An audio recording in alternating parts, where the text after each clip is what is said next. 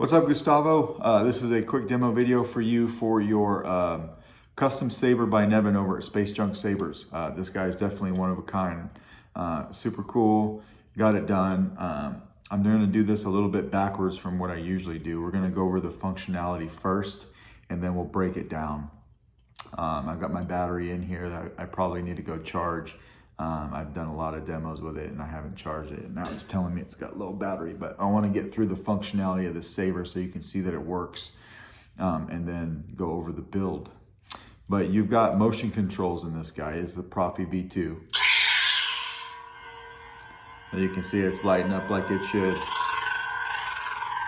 Nice smooth swing. Your red button over here, that's your auxiliary switch. And then your black button up top on this control box, that's your activation. So you could tap the activation and turn it off, and you can tap it to turn it on. And then we tap our auxiliary to change sound fonts.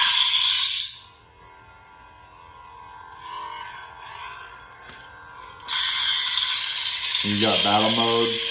So when you hit that saber or that blade like that, it'll initiate blade lock up until you pull away from it. You could twist off if you like.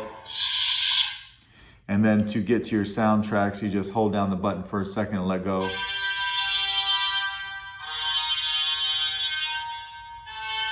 And we do the same thing to turn it off. Just hold it down for a second and let go. And then that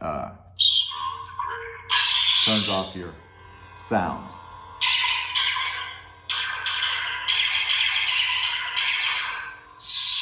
Just like that.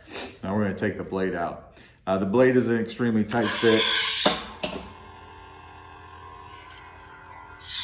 which is good. Your original blade retention was down here. I didn't like how close that was to the CCSabers LED pixels that I put in there. So I went and I put one on the other side, up top a little bit. So you can use both if you want to, but the top one really is all you need. But you can see those are lighting up like they should as well. Twist that off, and then we'll take this handle off. A Profi V2 was done in this guy because it has a smaller footprint width-wise than a CFX. And the diameter of this handle is super small. So there was a bit of a worry there when it came to the stability and the integrity of this chassis if I were to put a CFX board in here. So I chose to go the Profi route. And that also allowed me to bring up the board a little bit and give you access to your micro USB slot and to be able to get to your SD card without taking the chassis out, which was another concern.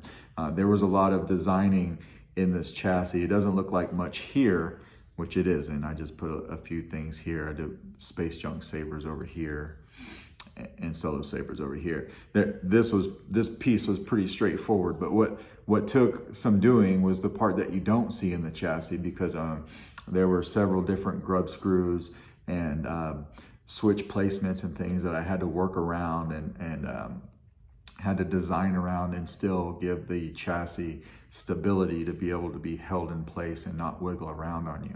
There's quite a bit of stuff going on in this section right here that nobody's ever going to see.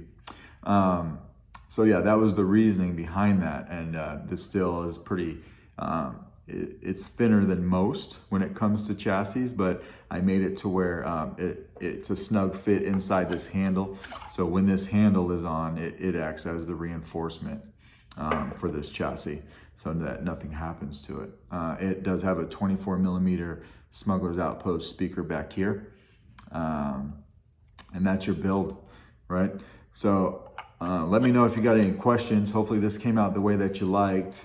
It was a very fun project for me. And if you don't have any questions, I will try to get this out in the mail to you either today or tomorrow. Thanks.